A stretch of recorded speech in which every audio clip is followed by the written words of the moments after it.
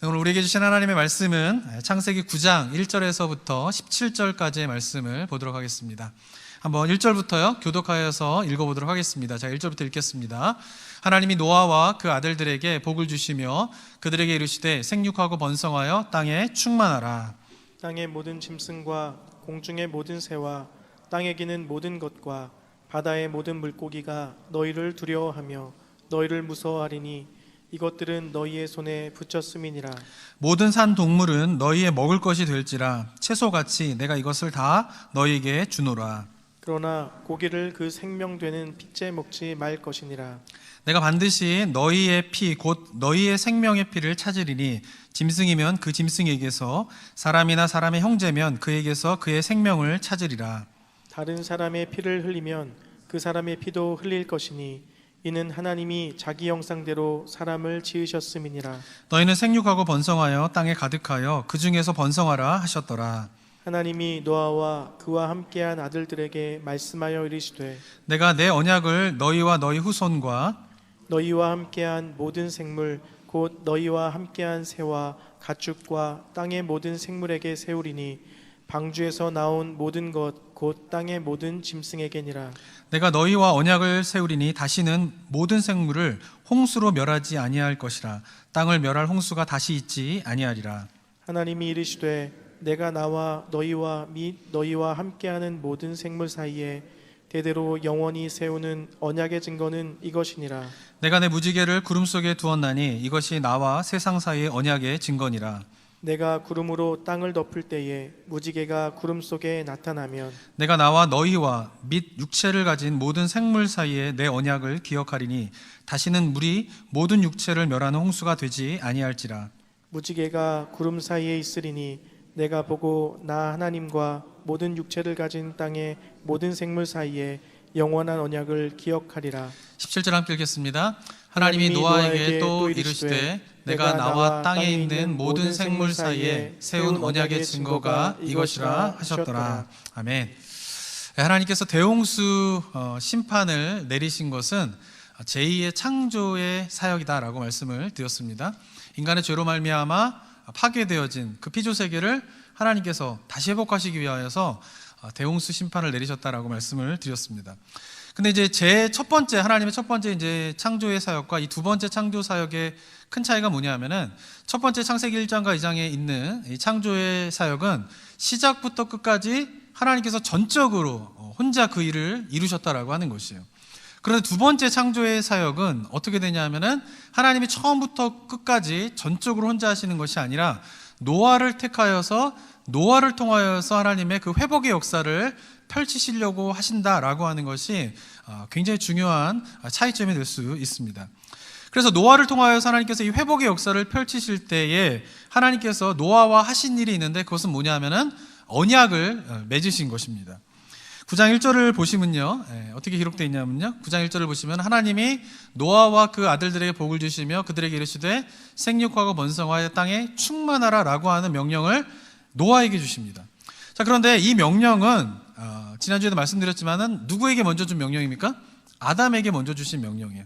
근데 아담에게 주신 그 명령을 똑같이 노아에게 주신 이유는 무엇 때문이냐 하면은 이 아담에게 주신 이 명령은 단순한 명령이 아니라 뭐예요? 하나님과 맺은 언약인 것이죠. 그런데 그 언약이 인간의 죄로 아담의 죄로 말미암아 깨어지게 되자 하나님께서는 어떻게 해요? 그 언약을 그냥 포기하지 않으세요. 그리고 어떻게 하시죠? 그 언약을 다시 회복하시고 이루시기 위하여서 노아를 택하여서 이 언약을 맺으시는 거예요. 그러면서 어떻게 해요? 노아와 하나님이 언약을 통하여서 아담의 언약, 깨어진 아담의 언약을 재갱신하는 이유에서 이 명령을 똑같이 주셨다라고 하는 것입니다.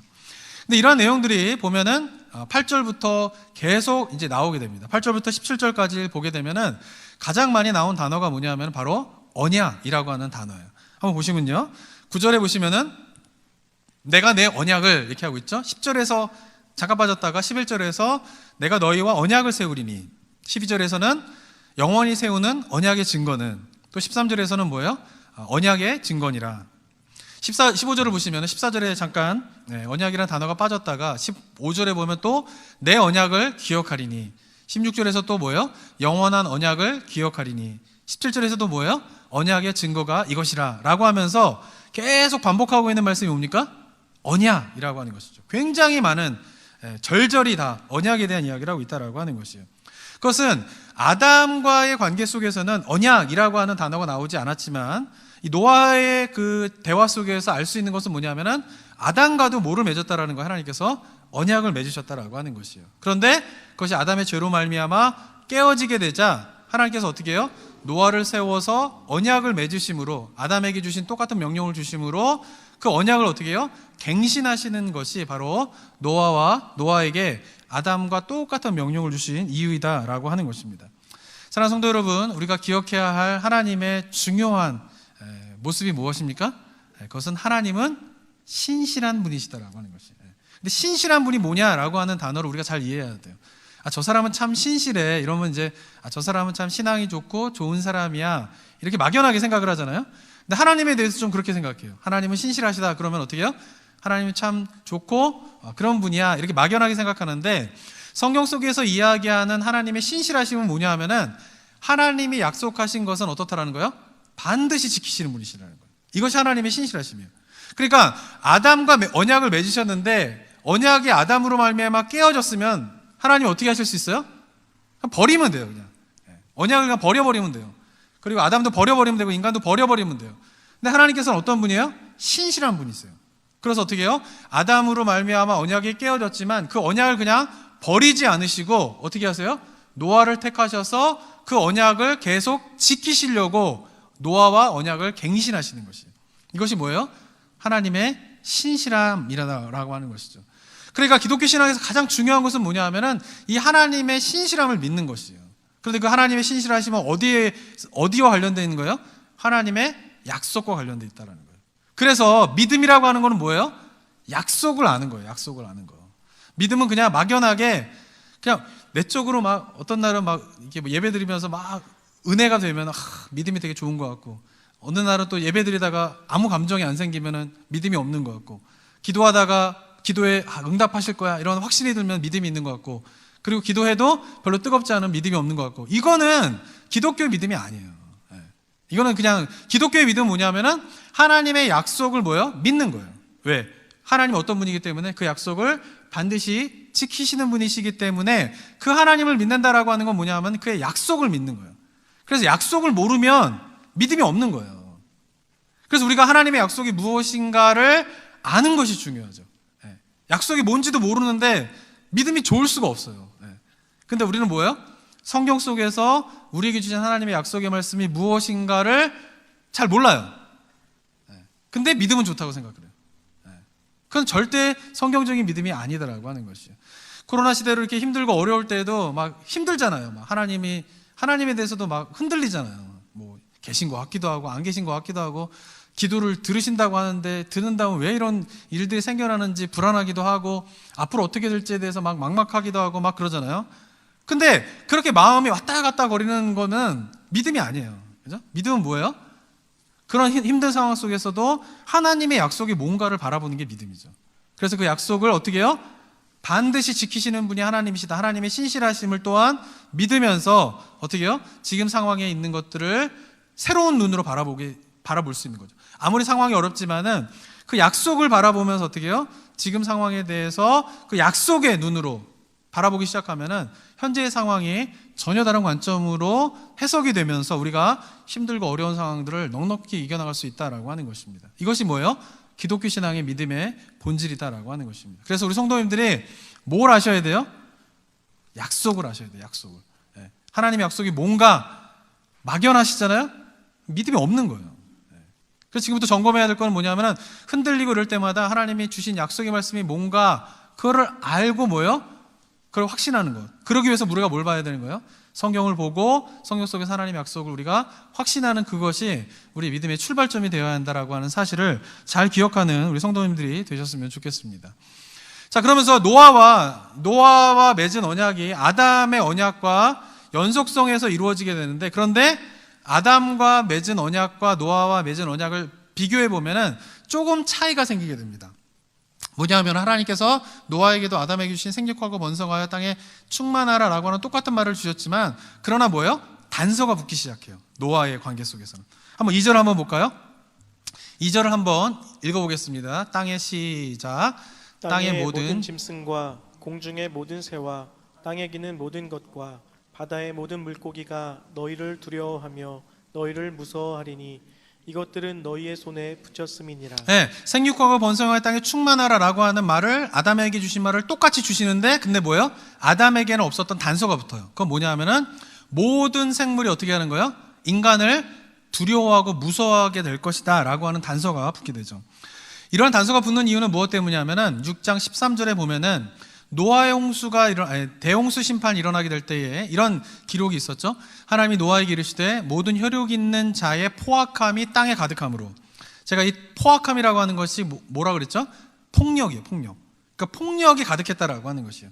그 말이 무슨 말이냐면 대홍수 심판이 일어날 때의 노아의 때에는 사람들이 폭력이 가득한 거예요. 그래서 어떻게 해요? 사람들을 죽이고. 근데 여기서 사람들만 죽인 게 아니라 모두 죽인 거예요. 생물들도 마음대로 죽이는 것이에요. 하나님의 관리자로서 이 피조 세계를 다스리고 관리해야 할 인간이 스스로가 어떻게 해요? 주인이 되면서 마음대로 폭력을 행사하면서 생물들과 동물을 죽이는 일이 일어나게 된 것이죠. 그래서 하나님께서 노아와 새로운 언약을 맺으시면서 단서가 뭐예요? 생물들을 마음대로 죽이는 그 인간들을 동물들이 어떻게 해요? 무서워하고 두려워하게끔 하면서 그 생명을 스스로가 지킬 수 있도록 하는 단서가 붙게 되는 것이다 라고 하는 것입니다. 아담에게 생육하고 번성하라는 명령을 주실 때에는 모든 인간과 생물과 동물과 자연이 조화를 이루면서 살아가게 하면서 번성하게끔 하셨지만, 그러나 노아의 때는 어때요? 더 이상 그런 모습이 아닌 거예요. 인간이 어떻게 해요? 폭력으로 생물들과 동물들을 죽이고 인간들을 서로 죽이고 하는 일들이 벌어지게 되면서 하나님께서 다시 언약을 맺으실 때에 이러한 일들이 반복되지 않도록 어떻게 한 거예요? 동물들 스스로가 무서워하고 두려워하도록 하는 조치를 취하시게 되었다라고 하는 것입니다. 자, 뿐만 아니라요, 아담과의 언약에서 또 다른 점이 하나가 또 생기게 되는데요. 그것은 뭐냐면 3절 말씀입니다. 한번 3절 말씀 한번 또 읽어볼까요? 시작. 모든 산 동물은 너희의 먹을 것이 될지라 채소같이 내가 이것을 다 너희에게 주노라. 자, 두 번째는 뭐냐면은 동물을 뭐예요? 너희가 먹을 것이 될 것이다 라고 하는 것이죠. 그러니까 성경 속에서 육식에 대한 최초의 선언이다 라고 볼 수가 있습니다. 자, 그래서 이 구절로 인하여서 그런 대홍수 심판 이전에는 육식이 없었느냐, 뭐 없었다, 있었다 이렇게 논쟁이 되게 많아요. 신학적으로도. 그런데 아벨을 보면 아벨의 직업이 뭐였죠? 양치는 목축이에요, 목축. 그러니까 아벨의 직업이 목축을 한 거를 보면은 육식이 전혀 없었다라고 보기는 좀 힘들 것 같아요. 그런데 왜 3절에서 모든 산자를 너희가 먹어도 된다라고 말씀을 하셨냐면은, 여기서 중요한 것은 뭐냐면은 이미 죽은 동물만 먹을 수 있는 것이 아니라 이제 어떻게 해요? 산 동물도 어떻게 해요? 죽여서 양식으로 먹을 수 있게끔 하게 된 것이 그 포인트가 되게 되는 것입니다. 그리고 이 장면이 중요한 이유는 뭐냐면은, 제가 말씀드리지만 계속 설교를 통해서 말씀드리지만 이 대홍수 심판은 제1의 창조 사역과 굉장히 연결이 되어 있는 것이에요. 그런데 제1의 창조의 그런 역사 속에서 하나님께서 생육하고 번성하여 땅에 충만하라라고 하는 명령을 주시면서 그것이 어떻게 가능한가라고 하는 것을 1장 28절 29절에서 이렇게 이야기합니다. 28절을 보시면은 아담에게 어떻게 똑같이 노아에게 주었던 생육하고 번성하여 땅에 충만하라라고 하는 명령을 주시면서 바로 이어서 29절에서 어떻게 이야기하죠? 하나님이 이르시되 내가 온 지면에 씨 맺는 모든 채소와 씨 가진 열매를 맺는 모든 나무를 너에게 주노니 너희의 먹을 것이 되리라 라고 하면서 어떻게 해요? 식물과 열매를 먹을 수 있도록 한 것이죠. 근데 그걸 왜 먹게 하시는 거예요? 생육하고 번성하려고 하면 뭐가 필요한 거예요? 먹을 것이 필요한 것이죠. 그래서 생육하고 번성하기 위하여서 열매와 채소를 먹을 수 있도록 한 것이 제1의 창조의 사역이다라고 하면, 두 번째 창조 사역에서는 노아에게 똑같이 생육하고 번성하여 땅에 충만하라라고 하는 명령을 주시면서 그것이 어떻게 가능해요? 이제는 육식을 먹으면서 그 일들이 가능하도록 하나님께서 어떻게 해요? 하신 것이다 라고 하는 것이죠. 그러니까 채소를 먹도록 한 것과 마찬가지로 노아에게도 어떻게 해요? 육식을 먹도록 하면서 중요한 것은 뭐예요? 생육하고 번성하여 땅에 충만하도록 하는 그 하나님의 은혜의 방편을 제공해 주셨다라고 하는 것이 이 내용의 의미이다라고 하는 것이죠. 자, 그런데 여기에도 어떻게 해요? 단서가 붙게 돼요. 고기를 먹어도 좋다 이렇게 하는데 거기에 단서가 붙습니다. 4절 한번 볼까요? 4절 한번 보시면은 한번 읽어볼까요? 시작. 그러나 고기를 그 생명되는 핏째 먹지 말 것이니라. 네, 먹기는 먹는데 어떻게 먹으면 안 된대요? 핏째 먹지 말라라고 하는 거예요. 핏째 먹지 말라. 근데 이 말은 무슨 말이냐 하면은 단순히 핏째 먹지 말라라고 하는 의미의 핵심이 뭐냐? 5절에 보면은 그거에 대한 설명이 나오는데 이렇게 이야기합니다. 내가 반드시 너희의 피, 곧 너희의 생명의 피를 찾을 것이다 라고 하는 것이에요. 이 말은 무슨 말이냐 하면 피라고 하는 것은 뭐예요? 생명이라는 거예요. 생명을 상징한다라고 하는 거예요. 그러니까 핏째로 먹는 것은 뭐예요? 생명에 대한 것이다. 생명과 관련되어 있다라고 하는 것이죠. 그러니까 핏째로 먹지 말라라고 하는 것은 동물을 너희가 생육하고 번성하여 땅에 충만하기 위해서 먹을 수 있지만 그러나 뭐예요? 생명을 함부로 해서는 안 된다라고 하는 것이에요. 그러면서 5절과 6절에서 생명을 함부로 했을 때에 그 책임을 물으시겠다라고 이야기를 하고 있는 것이죠. 그래서 어떻게 합니까? 짐승이면 그 짐승에게서, 사람이나 사람의 형제이면 그에게서 그의 생명을 찾을 것이다라는 거예요. 다른 사람의 피를 흘리면 그 사람의 피도 흘릴 것이니 이는 하나님이 자기 형상대로 사람을 지으셨음이니라 하면서 뭐예요? 생명을 뭐 해야 되는 거예요? 존중해야 된다라고 하는 것이죠. 자, 이런 단서가 붙는 이유가 뭐예요? 좀 전에 말씀드린 것처럼 대홍수 심판이 일어날 때에 인간을 함부로 죽이는 그런 일들이 벌어졌기 때문에 다시 노아와 언약을 맺으면서 단서가 붙는 거예요. 조항이 붙는 거예요. 뭐? 생명을 경시해서는 안 된다. 심지어 누구도 너희의 먹을 것인 동물들도 그 생명을 함부로 해서는 안 된다라고 하는 그런 단서가 붙게 된다라고 하는 것입니다.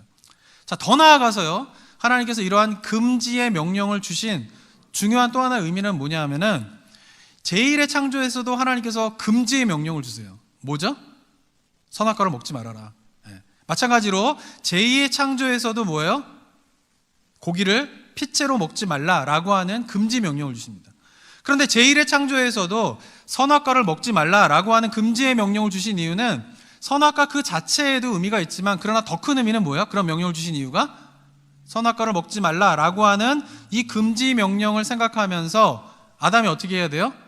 생육과 번성한 땅에 충만할 때에 내가 내 마음대로 모든 것을 할 수 있는 존재가 아닌 나를 지으신 창조주가 계시고 그 창조주의 명령을 따라야 하는 존재임을 어떻게 해요? 그 금지 명령을 통하여서 깨달으라고 금지 명령을 주신 것이에요. 그러니까 노아와도 마찬가지죠. 그 창조의 역사를 이루시면서 금지 명령을 주시면서 노아로 하여금 마찬가지로 뭐예요? 너는 네가 모든 것을 할 수 있는 존재가 아니라 너를 지으신 하나님이 계시고 그 하나님의 명령을 따라야 하는 존재임을 너는 기억해야 된다라고 하는 의미 속에서 핏째 고기를 먹지 말라라고 하는 금지 명령을 주신 또 하나의 의미가 있다라고 하는 것입니다. 자, 노아와 아담과 맺은 언약을 이렇게 비교해 보면요, 어떻게 해요? 유사한 것 같지만 그러나 어떻게 됩니까? 점점 아담 때에는 없었던 뭐가 붙기 시작해요? 단서들이 붙기 시작해요. 조항들이 어떻게 해요? 늘어나기 시작해요. 그냥 아담 때에는 생육하고 번성할 땅에 충만하라, 선악과를 먹지 말아라, 이걸로 끝나버렸어요. 노아의 때는 어떻게 돼요? 달라지게 되는 거죠. 동물들이 두려워하게 될 것이고 핏째로 고기를 먹지 말라, 이런 단서들이 어떻게 해요? 하나 둘씩 붙게 된다라고 하는 것입니다. 그 이유가 무엇 때문일까요? 그것은 무엇 때문이냐면은 하나님께서 인간과 언약을 맺으시면은 이 언약적 관계 속에서 하나님께서 어떻게 해요? 약속을 지키기를 원하시는데 인간의 범죄함으로 말미암아 어떻게 해요? 약속이 깨지시는 거예요. 그럼 아까도 말씀드린 것처럼 하나님은 이 언약이 깨어졌으면 그냥 버리면 돼요. 그러니까 인간이라고 하는 존재는 우리 성도님들 어떻게 생각할지 모르겠지만 하나님과 비교를 해본다면요, 그냥 하나님이 만약에 하나님과 한 약속을 우리가 안 지키면 하나님이 그냥 버려버리셔도 우리는 아무 할 말이 없어요. 이게 잘 받아들여지십니까? 저는 그게 받아들여져요. 근데 하나님은 어떤 분이세요? 결코 그렇게 하지 않으신다는 거예요. 결코 포기하지 않으신다는 거예요. 그러면서 하나님께서는 어떻게 하세요? 그 언약을 갱신하면서 언약적 관계를 회복하시는 것이에요. 누구를 통하여서? 노아를 통하여서. 그런데 그 노아를 통하여서 그 언약적 관계를 회복하실 때에 언약이 아담과 맺은 언약이 깨진 그 일들, 사람들을 함부로 죽이고 동물들을 함부로 죽이는 그 일들이 다시 반복되지 않기 위해서 어떻게 하는 거예요? 노아와 맺을 때에는, 아담과 맺을 때에는 없었던 조항들이 붙기 시작하는 것이에요. 근데 이것이 성경 속에서 계속 반복이 되게 돼요. 노아와 맺은 언약이 앞으로 우리가 살펴보겠지만은 또 인간들에 의해서 깨지게 됩니다. 그럼 하나님께서 그 언약을 그냥 포기하시느냐? 약속을 포기하시느냐? 그렇지 않아요. 누구를 부르세요? 아브라함을 부르시는 거예요. 그래서 아브라함을 부르셔서 노아와 아담과 맺은 언약을 이어가시게 됩니다. 그런데 또 이 약속이 깨지게 돼요. 그래서 하나님께서 하시는 방법이 뭐예요? 그냥 포기해버리시는 것이 아니라 누구를 부르세요? 모세를 부르시는 거예요. 그래서 모세를 부르셔서 시내산에서 십계명을 주시고 율법을 주시면서 그 언약적 관계를 계속 이어가시게 되는 거예요. 그런데 이런 것이 반복될 때마다 일어나는 일들이 뭐냐면 뭐가 더 늘어날까요? 율법의 조항이 늘어나는 거예요. 아담 때보다는 노아 때, 노아 때보다는 아브라함 때, 아브라함 때보다는 어떻게 해요? 모세 때. 그래서 모세 때가 되면은 그 율법을 주시는데 그 율법의 내용이 613가지가 돼요.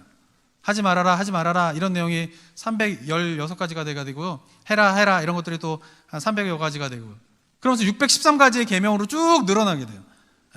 그러니까 그리스도인들도 구약에 있는 율법을 보면요, 이게 레위기 이런 거 잘 읽으시나요?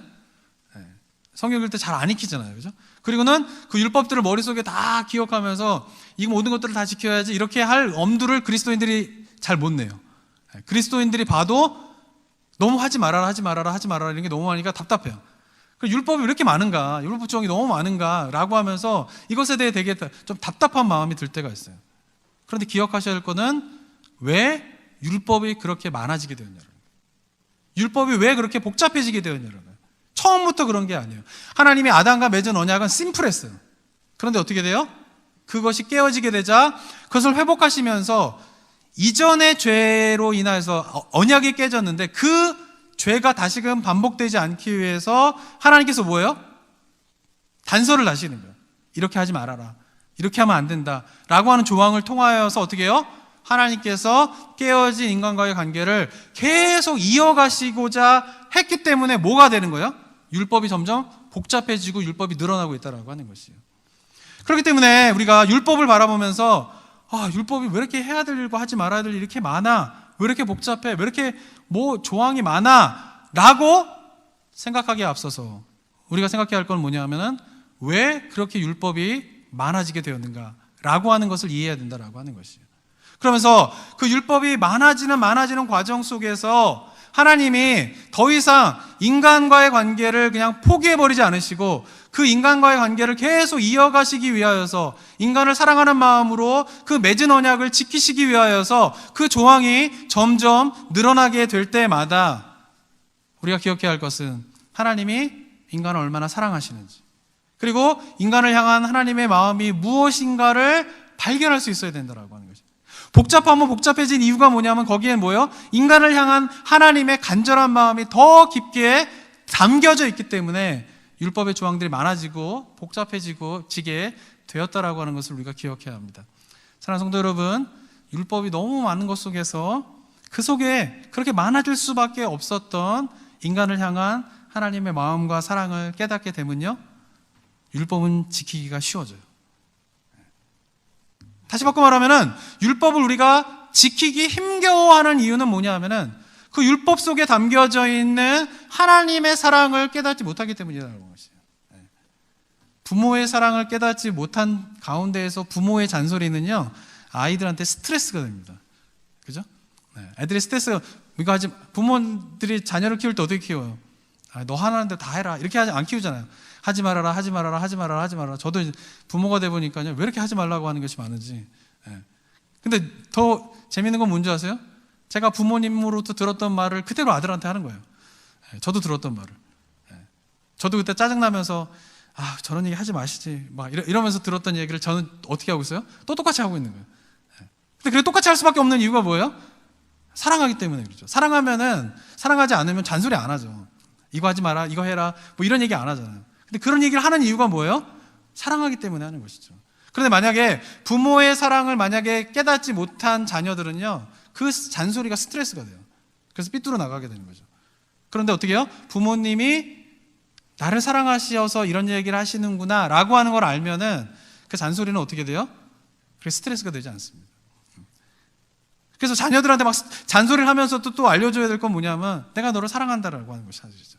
그리고 자녀들이 그 사실을 깨닫게 되면 엄마가 아빠가 나를 정말 사랑하신다, 그 사실을 알게 되면 부모의 잔소리는 그렇게 힘겹지 않아요. 근데 그게 없으면 힘겨워지는 것이죠. 저 우리가 하나님과 우리의 관계도 마찬가지라고 생각해요. 우리가 자꾸 율법을 왜 버거워합니까? 왜 그것을 지키기를 어려워해요? 하나님의 사랑을 모르기 때문에. 그 속에 담겨져 있는 하나님의 사랑이 무엇인지를 모르기 때문에 그래요. 그런데 그 속에 담겨져 있는 하나님의 사랑을 알게 되면, 깨닫게 되면 그 율법은 어떻게 돼요? 버겁지 않아요. 저는 바라기는 우리 성도님들이 그 율법이 버거워지지 않게 되기를 소망합니다. 그 힘은 어디서 나오는 걸까요? 나에게서 나오는 게 아니죠.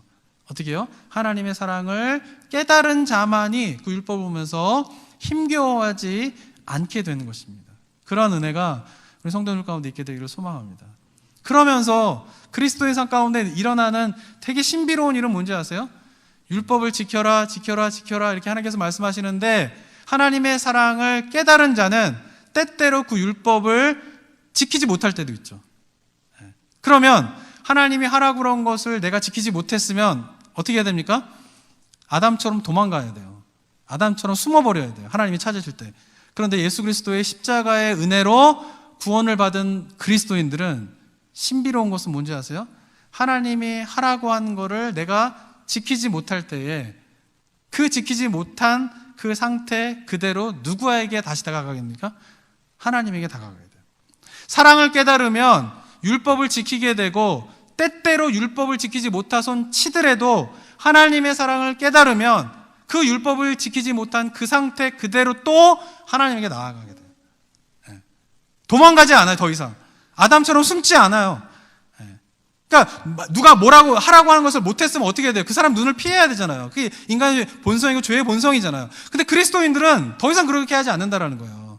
내가 하나님의 말씀을 지키지 못했는데 부끄럽고 마음 가운데 힘든 것도 있지만, 그런데 누구에게 다시 나갑니까? 하나님에게 나아가게 되죠. 왜? 그 율법 속에 담겨진 하나님의 사랑이 무엇인가를 알기 때문에 율법을 지키려고 하고, 그리고 그 율법을 지키지 못하손 치더라도 하나님의 사랑을 알기 때문에 그 하나님에게 나아가게 되는 것이 바로 그리스도인의 신앙의 모습인 것이에요.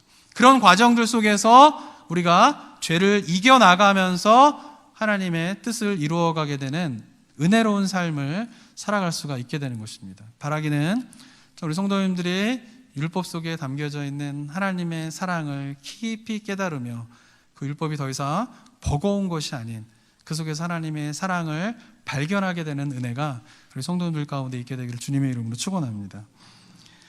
자, 그러면서 말씀드린 것처럼 하나님께서 인간과 언약을 맺으시고 인간은 범죄함으로 그 언약을 깨트리고, 하나님은 또 거기서 그냥 내어버려 두지 않으시고 하나님께서 한 사람을 택하여서 언약을 갱신하는 과정들이 계속 성경 속에서 반복되게 돼요. 자, 이런 과정 속에서 우리가 하나님과의 그 언약적인 관계 속에서 이 언약적 관계가 갖고 있는 두 가지의 특징을 잘 기억하셔야 됩니다.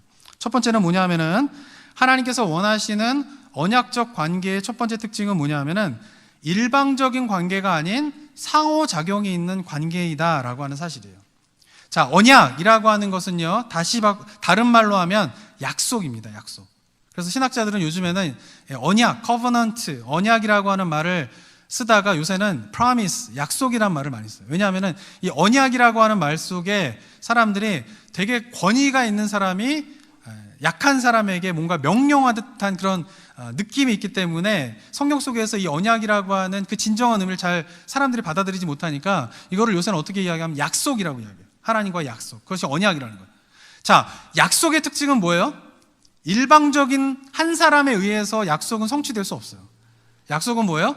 약속을 맺은 두 사람이 어떻게 해요? 함께 이루어 가야지만이 어떻게 해요? 약속은 이루어지게 되는 것이죠.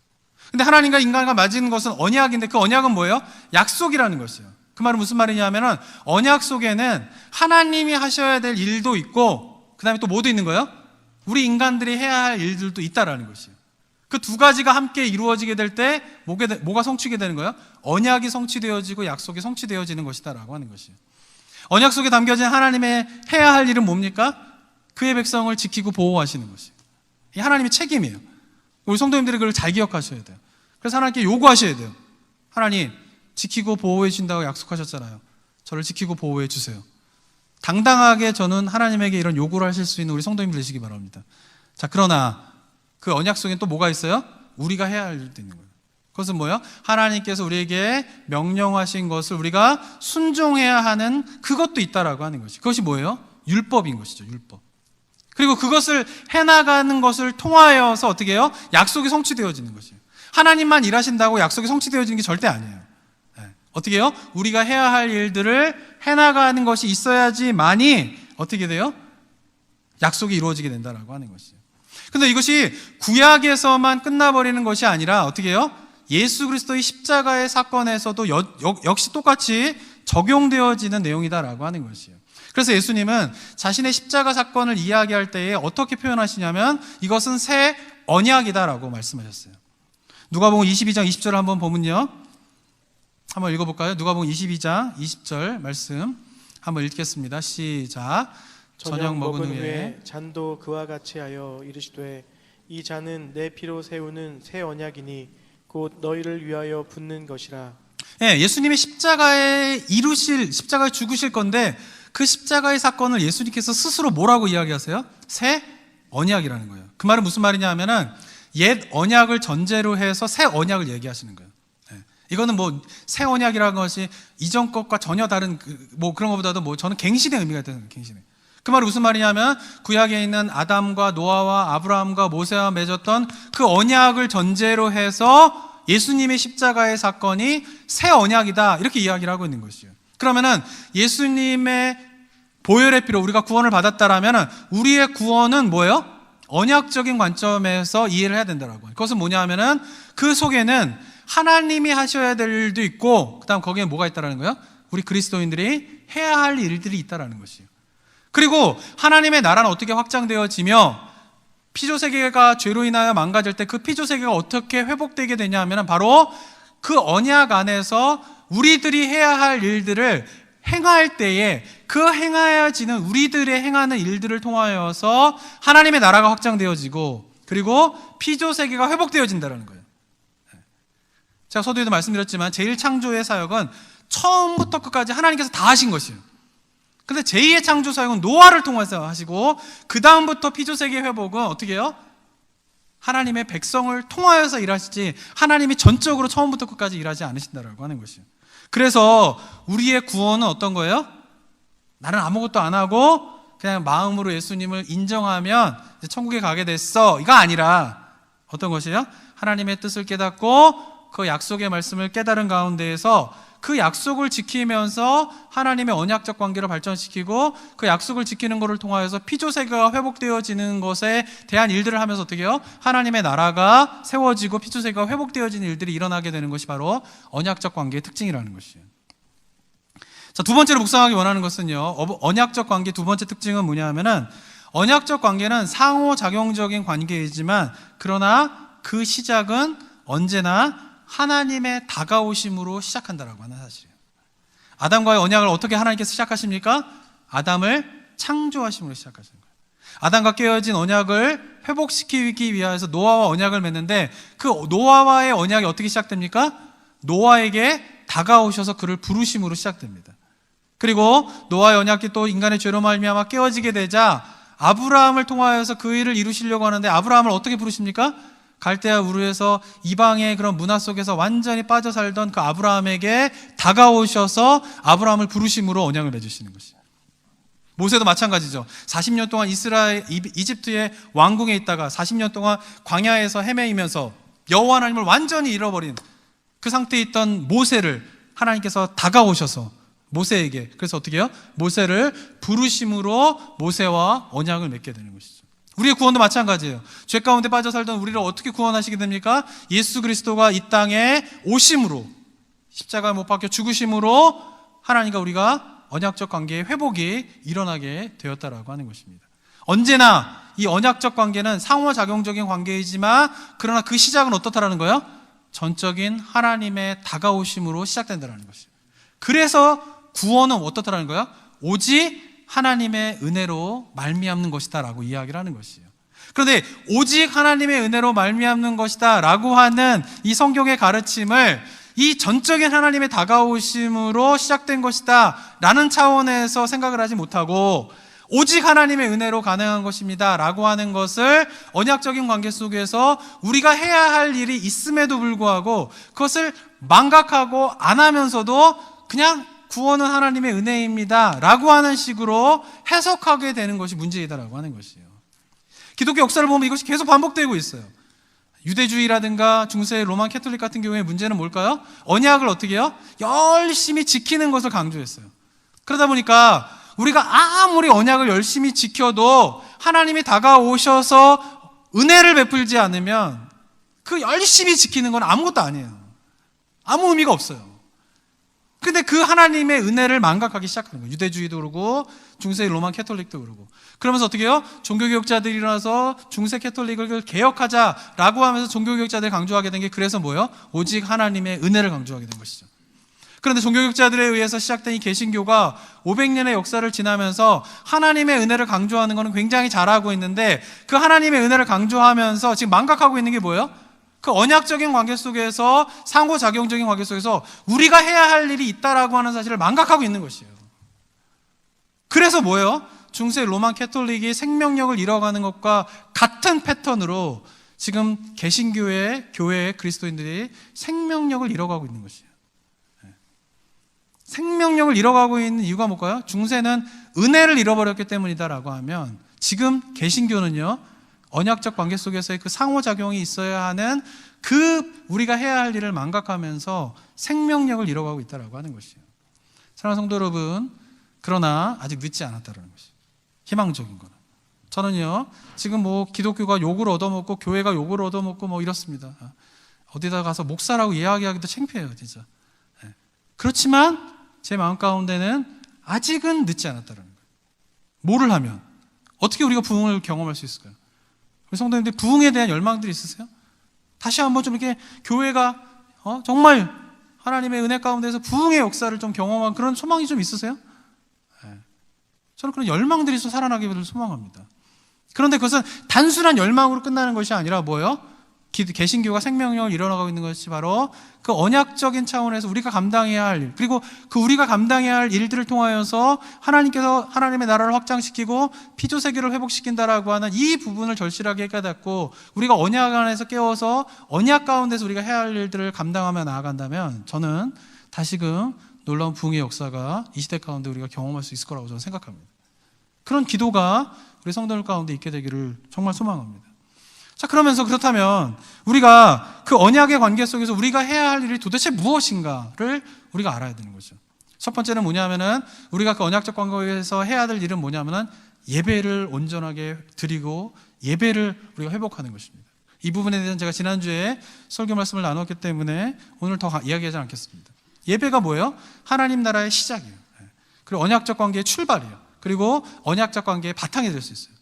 그 예배를 우리가 온전하게 회복하고 드려야 되는 것이죠. 자, 그런데 오늘 한번 두 번째로 기억하실 건 뭐냐면은 그 예배의 회복과 더불어서 이루어질 거는 뭐냐면은 사랑의 실천이에요. 사랑의 실천. 율법사가 예수님에게 찾아와서 묻지 않습니까? 율법 가운데 가장 중요한 계명이 뭡니까? 예수님께서 명확하게 이야기하세요. 하나님을 사랑하고 어떻게 하라고요? 내 이웃을 내 몸과 사랑하라는 것이죠. 하나님의 사랑은 어쩌면 예배로 통하여서 우리가 하나님의 사랑을 표현할 수 있습니다. 그렇다면 이제 해야 할 일은 뭘까요? 이웃사랑을 실천하는 것이죠. 근데 그 이웃사랑이라고 하는 것은 뭐냐 하면은 내가 할 수 있는 범위 내에서 하면 되는 거예요. 엄청난 걸 하는 거예요. 지금부터 막 전 세계에 뭐 난민을 구제하고 뭐 전 세계에 무슨 엄청난 일을 하고 이것이 이웃사랑의 실천이 아니라 어떻게 하나님의 나라는 피조세계 회복은 각자의 그리스도인들이 할 수 있는 작은 일을 실천하면서 그 일이 이루어진다고 하는 것이에요. 제가 얼마 전에 뉴스를 보다가 한국 뉴스를 보다가 한국 뉴스도 그렇고 미국 뉴스도 그러고 요즘에 좀 뉴스 보기가 싫잖아요. 하도 막 끔찍한 일도 많고 뭐 안 좋은 소식도 많고 뉴스만 보면 우울해져요, 막 그죠? 그러다가 한 뉴스에서 되게 마음이 따뜻해지는 그런 뉴스를 제가 딱 듣게 됐습니다. 근데 그 뉴스를 들으면서 제가 이제 이것이 하나님 나라가 퍼져가는 그런 과정이 아닐까라고 하는 걸 제가 좀 생각하게 됐어요. 그게 뭐냐면은 한국에서요 아이들이 밥 3끼를 꼬박꼬박 먹지 못하는 비율이 얼마나 되신다고 생각하십니까? 그런 아이들이 이제 결식아동이라고 하는데, 그 결식아동이요 생각보다 굉장히 많아요. 한국이 뭐 경제적으로 발전해가지고 뭐 다 배부르고 먹고 살지 않냐라고 생각하는데, 보시면은 2018년도에 대한민국의 아동에 보면 3끼를 모두 챙겨 먹는다라고 대답한 친구가 50%예요. 50%. 예, 밥 먹기 싫어가지고 안 먹는 거 이런 거 말고 끼니가 3끼를 다 채워볼 수 없기 때문에 못 먹는다, 이런 대답인 거예요. 그런데 이제 코로나 시대가 되면서 그 비율이 더 줄어들었어요. 35%, 36% 정도만 3끼를 모두 먹는다는. 그럼 무슨 말이냐면은 64%는 3끼를 다 먹지 못한다는, 한 끼는 굶게 된다는 거예요. 그런 것이 요즘에 한국의 그런 상황이라고 합니다. 그러면서 나라에서 이런 결식 아동들을 위해서 주는 게 있는데, 그게 뭐냐면은 이런 급식 카드를 준대요. 근데 급식 카드는 뭐냐면은 이 결식 아동들을 위한 급식 카드인데, 이게 그러니까 데뷔 카드 같은 거예요. 데뷔 카드. 그러니까 그 안에는 뭐가 있냐면 한 끼에 4,000원. 네, 그래서 2끼를 먹을 수 있는 8,000원이 들어있대요. 그럼 이걸 카드로 식당에 가서 밥을 사 먹어도 되고, 편의점에 가서 음식을 사 먹어도 되고 그런 거예요. 그런데 이것이 하루가 지나면 이제 없어져요. 네, 하루에 딱 이렇게 누적되는 게 아니라 하루에 딱 먹을 수 있도록 이렇게 사용할 수 있는 이런 이제 카드를 나라에서 이제 지급을 해주고 있다고 합니다. 그런데 한국을 이제 최근에 가보신 분은 아시겠지만, 한국에서 밥 한 끼 식당에서 사 먹으려면 4,000원 가지고 먹을 수 있나요? 모르시나요? 못 먹어요, 요새. 최소한 6,000원은 줘야 돼요. 제일 싼 백반도 6,000원 정도 줘야 돼요. 그리고 뭐 보통 뭐 탕 이런 거 먹는다 그러면은 뭐 한 8,000원 줘야지, 보통 8,000원 정도 줘야지 먹을 수 있는 거예요. 그러니까 아이들이 식당 가서 이 카드로 먹으려고 하면 못 먹는 거예요. 그러니까 2끼치 8,000원을 다 써야지 한 끼 먹을 수 있는 거예요. 그러니까 식당에 가서도 이 카드로 실제로 하라고 이렇게 국가에서 주고는 있지만, 이것도 참 좋은 거지만, 근데 실제로 아이들이 식당에 가서 밥 먹는 게 굉장히 힘들대요. 그리고는 이 아이들이 근데 이 카드를 가지고 식당을 찾아가면은 또 이 카드를 받아주는 식당이 그렇게 별로 없대요. 그러다 보니까 아이들이 선택하는 건 뭐냐면, 일단 아이들은 배부른 게 중요하잖아요. 그러니까 편의점 가가지고 삼각김밥 사고 3개, 삼각김밥 3개, 컵라면 3개, 뭐 이런 거 사가지고 하루에 3끼를 컵라면하고 삼각김밥으로 아침, 점심, 저녁을 먹고, 그게 하루 이틀이 아니라 몇 날 며칠을 애들이 계속 그것만 먹는 거예요. 그 결식아동 아이들은 저 카드로. 그러니까 그런 상황이 있다 보니까 어떤 가게에서 이 소식을 듣고는 그 카드를 가지고 온 아이들에게, 자기가 지금 파스타 가게를 하는데 파스타가 한 개가 7,000원, 8,000원 되는 건데 그냥 4,000원에 이제 아이들이 먹을 수 있도록 해주는 가게가 있었다라고 합니다. 근데 그러다가 점점 이 4,000원도, 그럼 이 4,000원가 차라리 니들이 편의점 가가지고 맛있는 거 간식이라도 사 먹어라, 그러면서 그냥 그 카드를 들고 온 애들한테는 무료로 밥을 주기 시작했대요. 파스타. 근데 이 소식이 점점 퍼지다 보니까 어떤 일이 벌어지냐면은, 원래는 동네에 있는 아이들만, 결식아동들만 오면은 먹이려고 그랬는데, 이게 애들이 막 소문이 퍼져가지고 저쪽 버스 타고 오고 지하철 타고 오고 막 이러면서 막 동네방네에서 애들이 막 다 오기 시작하는 거예요. 그래도 이 가게는 그냥 결식아동들 애들이 오면 밥을 다 그냥 무료로 줬대요. 그러면서 이 분이 운동을 펼치기 시작하는데, 그 운동이 뭐냐면은 선한 영향력 가게라고 하는 운동을 펼치기 시작합니다. 그래서 선한 영향력 가게는 뭐냐, 결식아동들한테 밥을 주는 가게예요. 그래서 3년 전부터 시작을 했대요. 그러다가 최근에 지난달인가에 어떤 뉴스에서 이제 결식아동에 대한 이야기와 이 선한 영향력을 하고 있는 가게가 이제 소개가 되면서, 이 선한 영향력 가게에 동참하겠다라고 하는 사람들이 점점 늘어가가지고 몇 주 만에 전국에 한 900여 개의 가게가 참여하고 있고, 지금은 이제 1,000개를 향해서 넘어. 3년 전에 시작할 때는 자기만 그랬고, 뭐 주변에 있는 아는 사람 몇 가게만 그렇게 했는데, 점차 어떻게 되냐면은 이게 퍼져나가게 되면서 900여 개의 가게, 1,000개의 가게, 그리고 앞으로도 더 늘어나게 되지 않을까, 그런 이야기를 하더라고요. 그러면서 이것이 그냥 그 장사하시는 분들이 뭘 마케팅 뭐 이런 걸로 하는 게 아니라요. 그 인터뷰를 보면은 작년 코로나로 막 비즈니스가 다 한국에도 무너졌잖아요. 미국도 그렇지만은. 근데 힘들고 어려운 가운데서 겨우겨우 월세를 내는 그런 가게들이에요. 보면 참여하는 가게들을 보면. 그러니까 힘들게 월세를 내고 겨우겨우 가게를 유지하고 있는데, 이 이야기를 듣자마자 우리도 그러면 그런 아이들 오면은 밥 그냥 주겠다라고 하면서 동참하는 그런 소식들을 제가 좀 보게 되었습니다. 그러면서 아직 대한민국 살만하구나, 이런 생각을 좀 했어요. 아직 그래도 대한민국 정이 있구나, 이런 생각을 좀 하게 되었어요. 근데 저는 이 과정들을 보면서 하나님의 나라가 이렇게 퍼져가는 거다라고 저는 생각이 들어요. 그 뭐냐 하면은, 한 사람이 자기가 할 수 있는 사랑의 실천을 하는 거예요. 그런데 그리스도인들이 저마다 각자가 자기가 할 수 있는 사랑의 실천을 하면 그 하나는 너무나 작은 거죠. 보잘것없는 거. 이거 가지고 무슨 하나님의 나라가 이루어지나, 이거 가지고 무슨 피조의 세계가 회복되어지나, 이런 생각을 들 만한 일들이죠.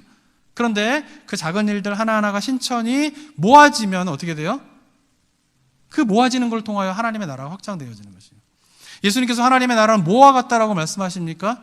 누룩과 같다라고 말씀하시잖아요. 누룩은 보이지 않는 거예요. 그런데 누룩이 밀가루에 들어가면 부풀리게 되는 것이죠. 겨자씨와 같다고 말씀하시잖아요. 하나님의 나라는 눈에 보이지 않아요. 겨자씨는 좁쌀보다도 작아요. 근데 겨자씨가 땅에 심겨서 그것이 썩으면 어떻게 해요? 커다란 나무가 되어서 그 나무 밑에서 사람들이 쉴 수 있는 커다란 나무가 되고, 새들이 거기에 와서 새들이 앉을 수 있는 커다란 나무로 변해가는 것이죠. 하나님의 나라는 그와 같다라고 예수님께서 말씀하시는 것이에요. 창조의 피조의 세계가 어떻게 회복되어질까요? 하나님과의 언약적인 관계 속에서 하나님의 마음을 깨달아 그 율법을 실천하면서, 특별히 율법에서 가장 중요한 하나님에 대한 사랑과 이웃에 대한 사랑의 실천, 그것은 너무나 작고 보잘것없는 것이지만 그러나 하나님께서 그것을 명령하셨기 때문에 그 하나님의 명령에 반응하여서 내가 할 수 있는 그 작은 일들을 할 때에 그 하나는 겨자씨와 같지만, 그 하나는 누룩과 같지만, 그러나 그런 그리스도인들이 점차 늘어나게 될 때에 그것을 통하여서 하나님의 나라가 이루어지는 것입니다. 그리고 죄로 말미암아 망가진 하나님의 피조의 세계가 회복되어지는 일들이 일어나는 것이 바로 성경적인 원리이다라고 하는 것이에요. 저는 선한 영향력 가게라고 하는 이름을 봤을 때 그 사람이 혹시 크리스찬이 아닐까 이런 생각을 해봤어요. 성경에서 가장 중요한 전 단어 중에 하나는 그리스도인들의 선한 영향력이에요. 그런데 그것은 엄청난 일을 기획하면서 이루어지게 되는 것이 아니라 각자가 하나님의 사랑을 깨달아 내가 할 수 있는 작은 사랑의 실천 하나, 그것이 바로 선한 영향력으로 퍼지게 되면서 피조세계는 회복되어지게 되는 그런 은혜가 있게 되는 것입니다. 바라기는 저 여러분들이 힘든 시간들을 보내고 있지만, 그러나 힘든 시간 속에서도 우리는 하나님의 그 언약에 반응하여서 우리가 할 수 있는 일을 해나가는 것이 필요합니다. 그리고 그것이 바로 하나님의 나라, 그리고 피조세계의 회복을 이루는 출발점이 된다라고 하는 사실을 기억하면서 우리 성도님들이 삶 가운데에서 하나님을 정말 사랑하는 것만큼 삶의 현장에서 내가 할 수 있는 작은 사랑의 실천이 무엇일까를 생각하며 실천하며 나아갈 때에 우리 성도님들의 삶의 모습을 통하여서 하나님의 나라가 피조세계의 회복이 일어나게 되는 은혜가 있기를 주님의 이름으로 축원합니다. 함께 기도하도록 하겠습니다. 이 시간 기도하며 나아갈 때에 사랑하는 성도 여러분, 하나님께서 우리를 언약적 관계에서 우리를 부르셨다라고 하는 사실을 다시 한번 마음에 새기면서, 우리는 이미 하나님께서 다가오심으로 구원을 경험한 자들 아니겠습니까?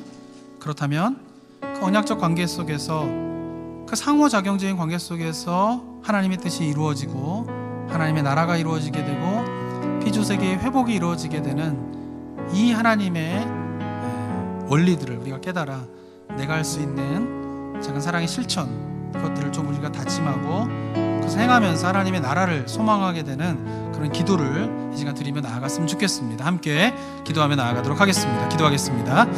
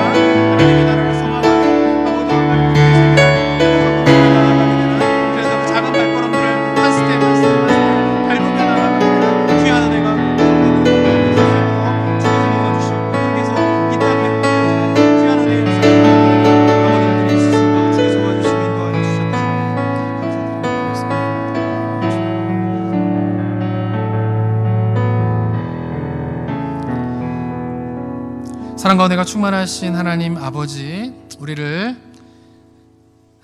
하나님의 언약 속에 부르시고 그 언약적인 관계 속에서 하나님의 뜻을 이루기 원하시는, 특별히 우리의 그런 작은 모습 하나하나를 통하여서 하나님의 나라를 이루기 원하시고, 그 작은 모습 하나하나를 통하여서 하나님의 피조세계를 회복하기 원하시는 주님의 마음을 우리가 온전히 깨달아 하나님의 언약관계 속에서 우리가 마땅히 감당해야 할 일들을 감당해와 나아가는 저희 모두가 되게 하여 주시옵소서. 내가 하는 하나의 작은 사랑의 실천, 그것은 어쩌면 보잘것없지만 그러나 그것이 하나님 나라의 시작이 되고, 그 작은 실천을 통하여서 하나님의 나라를 소망하고 피조세계의 회복을 소망하며 경험하게 되는 그런 복된 은혜의 삶이 우리 성도님들의 삶이 될 수 있도록 인도하여 주시옵소서. 힘들고 어려운 시간을 지나고 있는데 우리 성도님들 이 시간 속에서 우리가 바라봐야 할 하나님의 약속을 바라보며 그 약속을 반드시 지키시는 하나님의 신실하심을 의지하며 이 어려운 시간들을 잘 이겨나가는 우리 성도님들 될 수 있도록 주님께서 은혜 허락하여 주시옵소서. 감사드리며 예수 그리스도의 이름으로 기도드립니다. 아멘.